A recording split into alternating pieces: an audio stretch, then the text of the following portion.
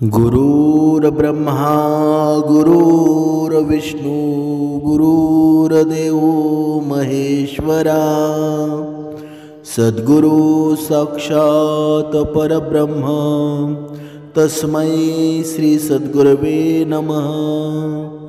जय जय रघुवीर समर्थ श्रीराम समर्थ। सद्गुरु चरणांना नतमस्तक होऊन आपण या सुंदर सकाळच्या मनमोहक वातावरणामध्ये सर्वजण उपासना करूनच श्रवणाला बसलेले आहात असं समजून आपण या निरूपणास सुरुवात करूया।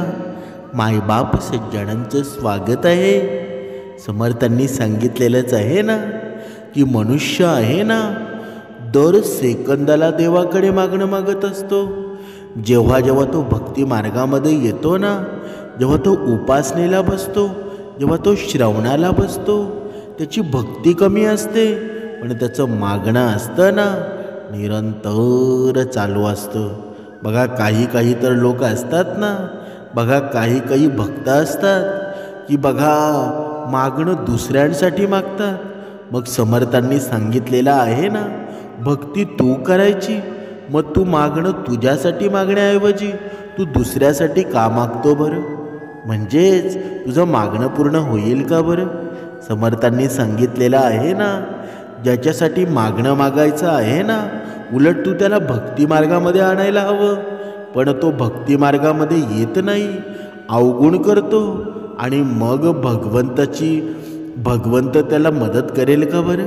कधीतरी या गोष्टीचा विचार करायला हवा। आपण नुसतं भगवंताकडे मागणं मागून आपली भक्ती आहे ना ती आपण कमकुवत करत असतो।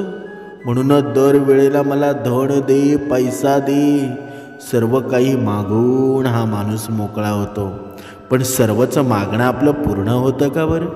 कधीतरी तुम्ही विचार करा, तुम्ही किती वेळा मागणं मागत असाल पण सर्वच काही पूर्ण होतं का? आणि पूर्ण जरी झालं ना तरी तू निरंतर उपासनेमध्ये राहतोस का? निरंतर श्रवणामध्ये राहतोस का? जेव्हा तुझं मागणं पूर्ण होतं ना तेव्हा तू लगेच भगवंताला विसरून जातोस। म्हणजेच मनुष्याला अजून हेच कळत नाही नक्की देवापुढे मागावं काय। जेव्हा कळेल ना तेव्हा तो देवापुढे कधीच मागणं मागणार नाही, आणि जर मागलं तरी कसं मागावं ना। बघा तुकाराम महाराजांच्या जीवनातील एक सुंदर प्रसंग। तुकाराम महाराजांच्या वडिलांनी भगवंतापुढं कोणतं मागणं मागितलं ना, बघा आपण एका उदाहरणाद्वारे स्पष्ट करूया। म्हणजे तुकाराम महाराजांचे वडील होते ना, त्यांचं नाव बोल्लोबा। बघा तुम्हाला माहीतसुद्धा असेल। आणि तुकाराम महाराजांचे वडील एवढे धार्मिक होते ना, पांडुरंगाचे निस्सीम भक्त होते।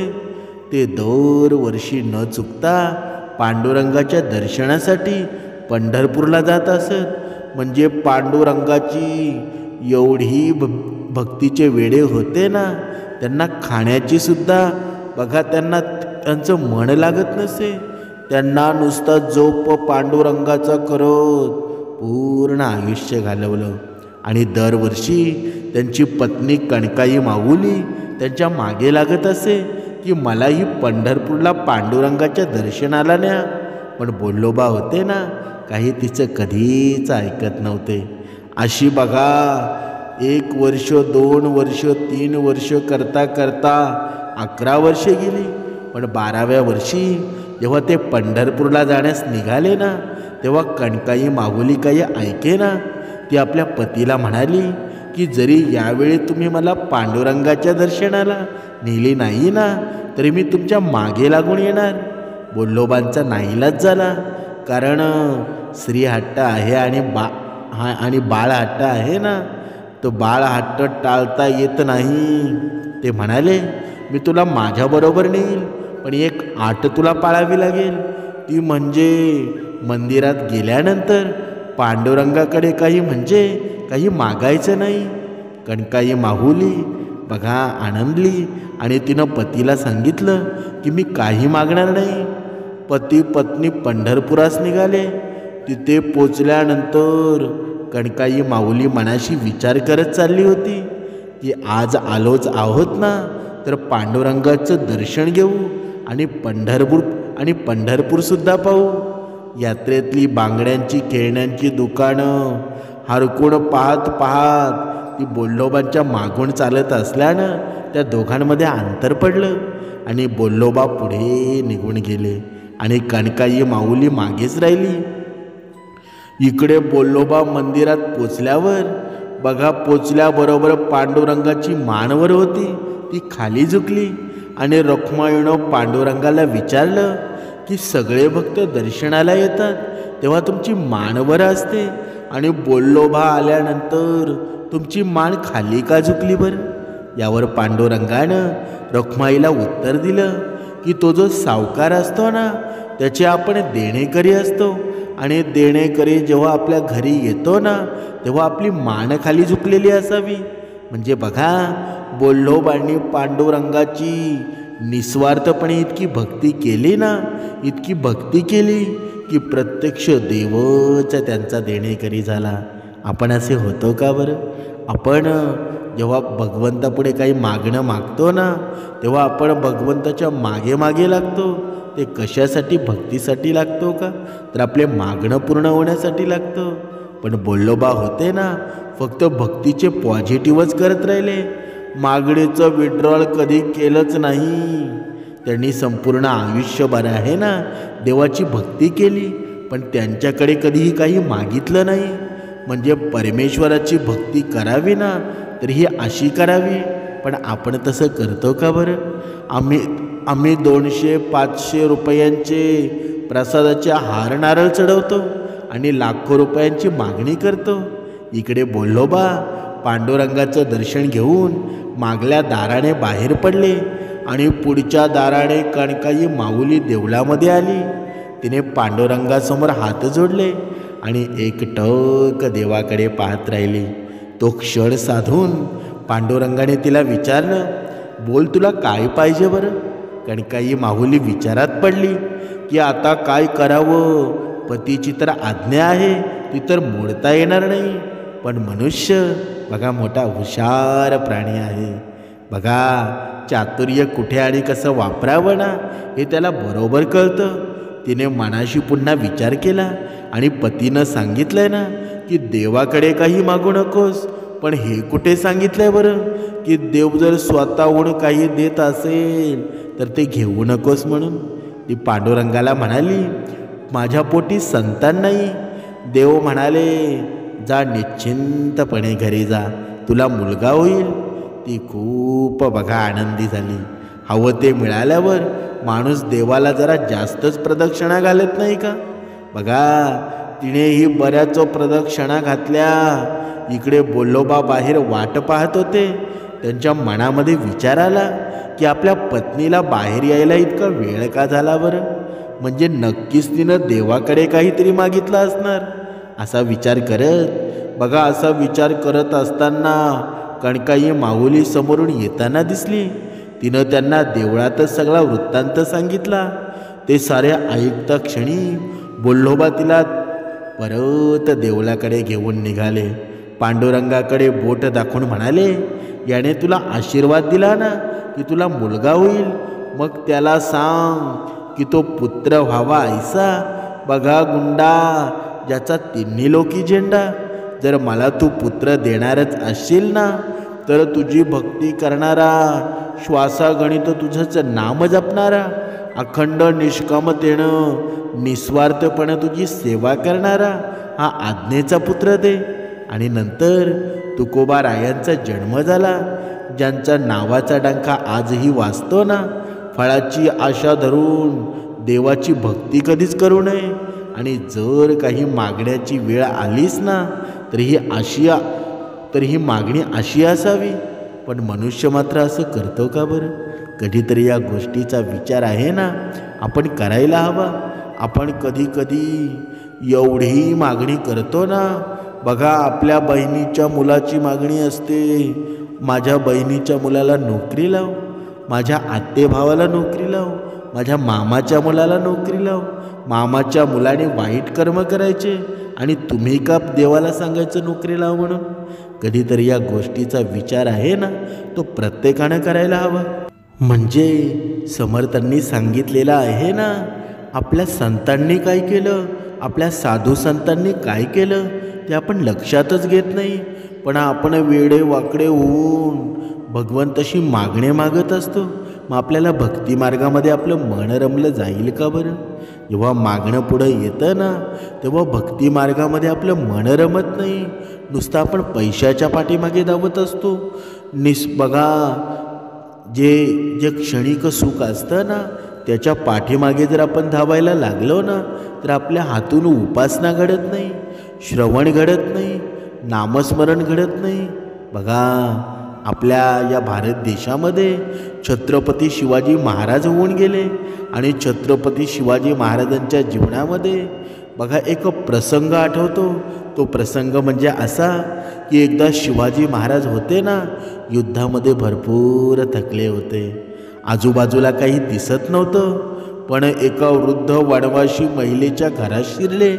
त्यांना खूप भूक लागली होती, म्हणून त्यांनी काहीतरी खायला मागितलं. ते सैनिक आहे ना असं समजून त्या वृद्ध महिलेनं त्यांच्यासाठी प्रेमाने खिचडी बनवली आणि ताटामध्ये दिली. शिवाजी महाराजांना खूप भूक लागलेली होती. बघा, लक्ष देऊन ऐका. म्हणून घाईमध्ये खात असताना खिचडीच्या मधोमध हात घालून बोटे भाजली. हे पाहून म्हातारी म्हणाली, सैनिक, तू हुशार दिसत असलास ना, तरी मूर्ख शिवाजीसारखा चुका करत आहेस. म्हणजे काय बरं? बघा, ती आहे ना, बघा, शिवाजी महाराजांना सैनिक म्हणून संबोधली. तिला माहीत नव्हतं ते शिवाजी महाराज आहेत. म्हणजे ती महाराजांना काय म्हणाली बरं? की तू मूर्ख शिवाजीसारख्या चुका करत आहेस. हे ऐकून शिवाजी महाराजांचे कान टवकारले. ते म्हणाले, आई, शिवाजीनं कोणती चूक केली की तुम्ही त्याला मूर्ख म्हणत आहात बरं? आणि ती चूक आहे ना, ती मला सांगा. वृद्ध स्त्री म्हणाली, सैनिक, बाजूची थंड खिचडी खाण्याऐवजी मध्येचा हात घालून बोटे भाजून घेत आहेस.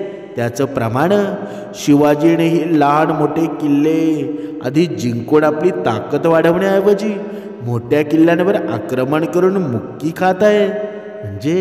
म्हणूनच मी तुला शिवाजीसारखा मूर्ख म्हटलं आहे. आता शिवाजी महाराजांना आपल्या पराभवाचं कारण समजलं होतं. त्यांनी प्रथम छोटे किल्ले जिंकून आपली शक्ती वाढवली आणि नंतर मोठे किल्ले जिंकले. त्या म्हातारीचा सल्ला आहे ना, शिवाजी महाराजांना उपयोगी पडला. आणि वीर शिवाजी महाराजांना कोण ओळखत नाही बरं? या नावाशी आपण आहे ना सर्व परिचित आहोत. त्यांचा राज्यकारभार अतिशय वैभवशाली होता. त्यांच्या राजवटीमध्ये सर्व कामे चांगली झाली. त्यांच्या राजवटीत कोणताही भेदभाव नव्हता. सर्व जनता एकत्र राहायची.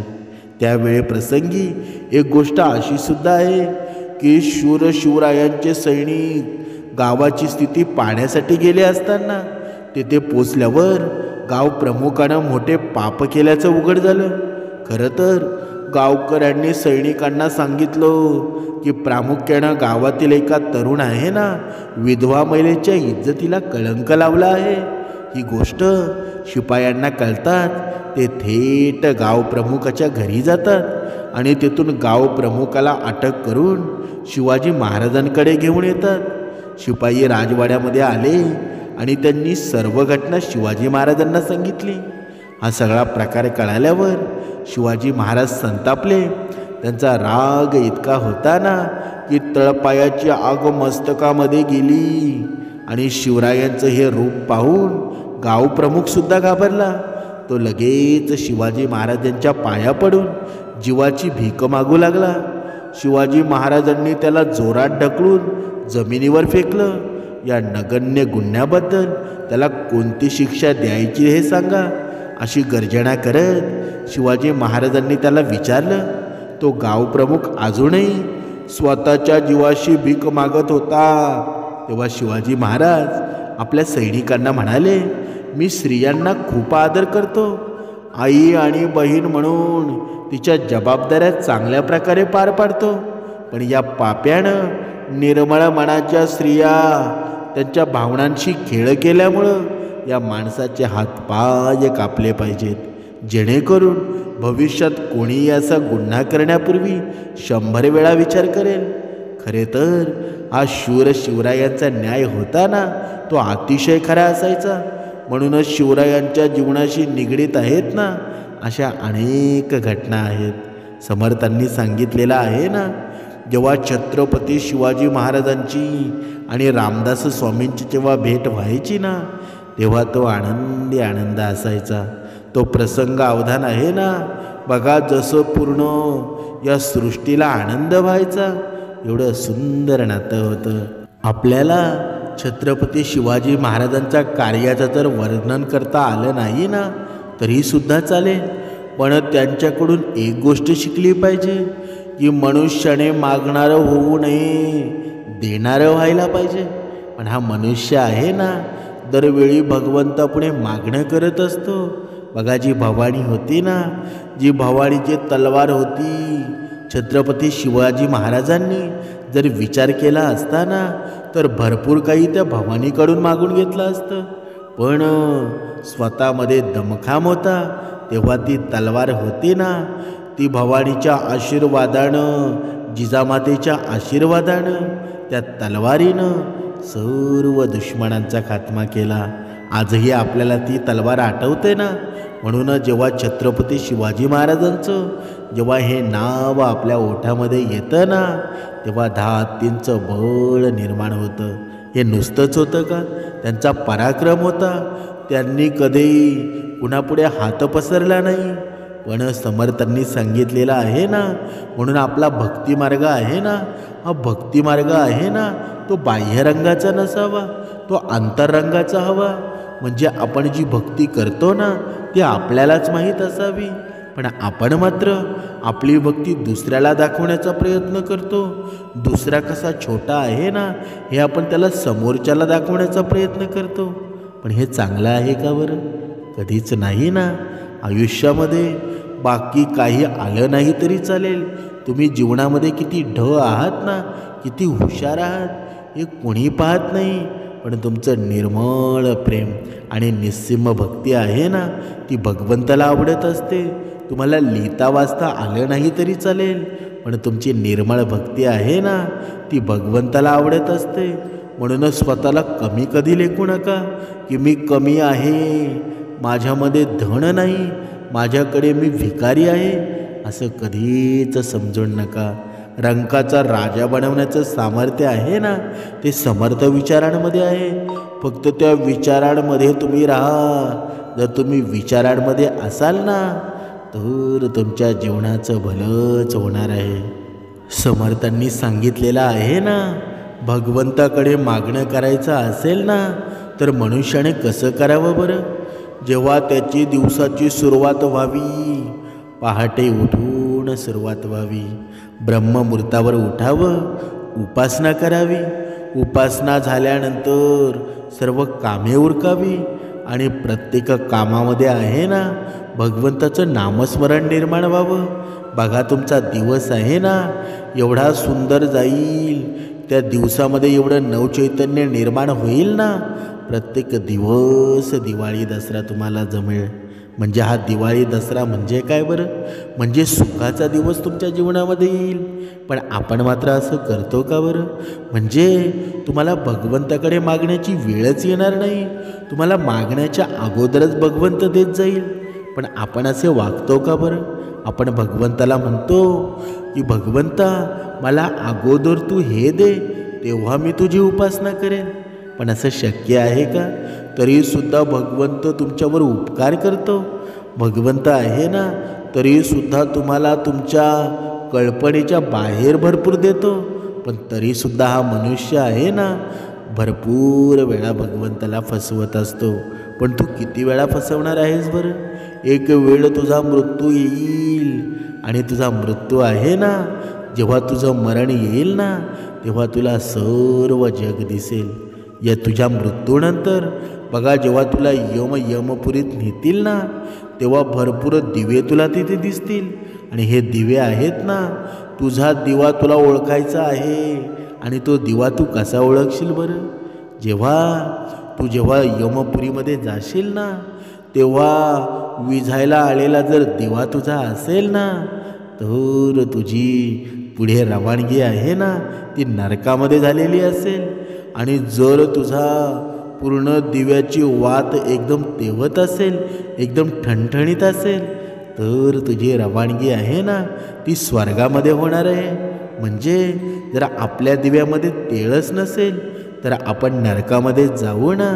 आणि ज्यांनी पुण्यकर्म केलेली आहेत ना, दुसऱ्यांच्या जीवनामध्ये सुख निर्माण केलेलं आहे, त्यांचा दिवा आहे ना तेलामध्ये भरलेला असेल, आणि ते सद्गुणरूपी तेल आहे ना, ते स्वर्गामध्ये जाण्यामध्ये त्याला मदत करेल. म्हणजे आता आपण ठरवावं की आपल्या दिव्यामध्ये तेल भरण्यासाठी आपल्याला आता काय करावं लागेल, कसं वागावं लागेल, काय करावं लागेल ना, हे समर्थ विचार शिकवतात. समर्थांनी सांगितलेलं आहे ना, आपण भगवंताची भक्ती करण्याऐवजी आपण मागणं करतो. म्हणजे भाग्यवंता घरी भजन पूजन, त्यासी वाट पाहे रघुनंदन. म्हणजे भगवंताला जे आवडतं ना, ते तू करायला हवं की नको बरं? पण तू तसं करतो का बरं? म्हणून भगवंताला काय आवडतं? भगवंताला भक्ती आवडते, भगवंताला नामस्मरण आवडतं. पण आपण ते करण्याचं सोडतो आणि आपलं जीवन क्षणिक सुखाकडे आपण वळवतो. पण हे क्षणिक सुख तुला किती दिवस टिकणार आहे बरं? कधीतरी या गोष्टीचा विचार आहे ना, तू स्वतः करायला पाहिजेस. तुझं जीवन एवढं वाईट होतं, त्या वाईटातून तुला चांगल्याकडे आणलेलं आहे आणि अजूनही तुझे दिवस चांगले होणार आहेत. पण तू धीर जर घेशील ना, तेव्हाच या गोष्टी घडतील ना. तुला वाटतं मला आताचं श्रीमंत बनवायला हवं, आताचं धनवान बनवायला हवं, पण सगळ्या गोष्टी आहेत ना काळानुरूप घडलेल्या असतात. तुझ्या मागच्या जन्मीचे जे पाप तू केलेली आहेत ना, ती पाप फेडल्याशिवाय तुला पुढचा प्रवास तुझा चांगला होणार नाही.